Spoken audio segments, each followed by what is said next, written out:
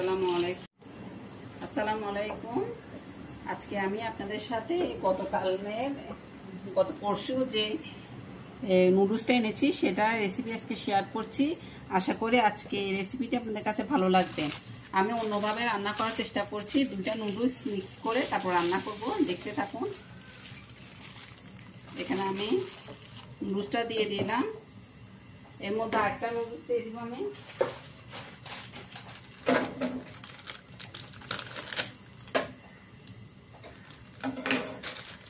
আরেকটা নুডলস দিয়ে এখানে আমি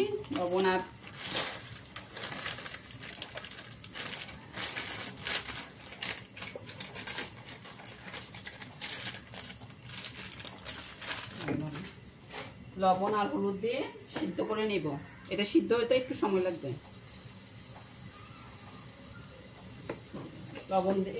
তেল দিয়ে দিলাম, এর মধ্যে দিয়ে দিব লবণ, সামান্য পরিমাণ লবণ দিয়ে দিব। এটা আমি সিদ্ধ করা পর্যন্ত অপেক্ষা করব। একটু পর ফিরে আসি। এই তো আমি নুডলসটা সিদ্ধ হওয়ার পরে নুডলসটা ঠান্ডা পানি দিয়ে ধুয়ে রেখেছি। এখন আমি এর মধ্যে পরিমাণ মতো তেল দিয়েছি। এর মধ্যে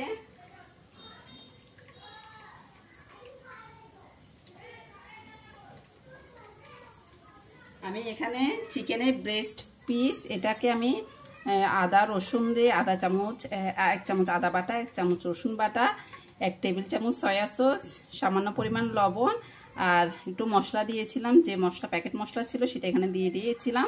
এটা কিন্তু আমি 2 দিন আগে ম্যারিনেট করে রেখে দিয়েছিলাম। এখন এটা তেল গরম হলে এর মধ্যে দিয়ে দিব। আপনারা দেখতে থাকুন আমি রেসিপিটা কিভাবে করছি। এভাবে একবার খেয়ে দেখবেন, আশা করি ভালো লাগবে।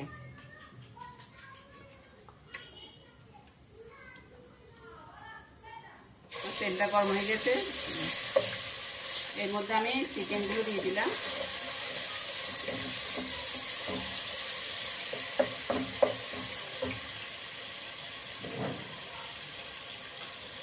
এর মধ্যে আমি সয়া সস একটু দিয়ে দিব। সয়া সস দিয়ে দিলাম 2 টেবিল চামচ পরিমাণ সয়া সস। এটা আমার ভাজা হয়নি, এটা সিদ্ধ হতে বেশিক্ষণ সময় লাগবে না।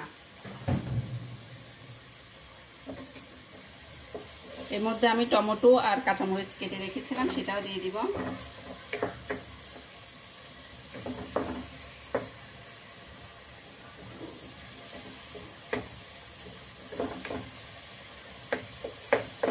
একটু ভাজা হয় না কেমন। এর মধ্যে যখন এটা আমার মাংসটা ভাজা হয়ে যাবে, এর মধ্যে কিন্তু আমি পেঁয়াজ কুচি দিয়ে দিব।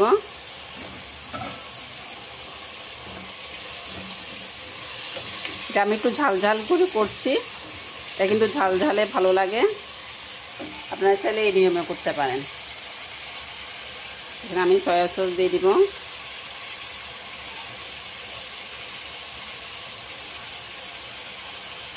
তিন টেবিল চামচ পরিমাণ টমেটো সস দিয়ে দিব। সয়া সস আগে দিয়ে দিয়েছিলাম, এখন টমেটো সস 3 টেবিল চামচ পরিমাণ দিয়ে দিলাম।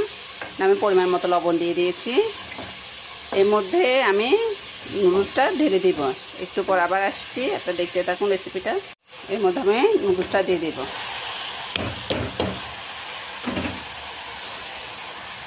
এটা এখন আমি নেড়ে ছিঁড়ে 5 মিনিট রেখে তারপরে নামিয়ে ফেলবো।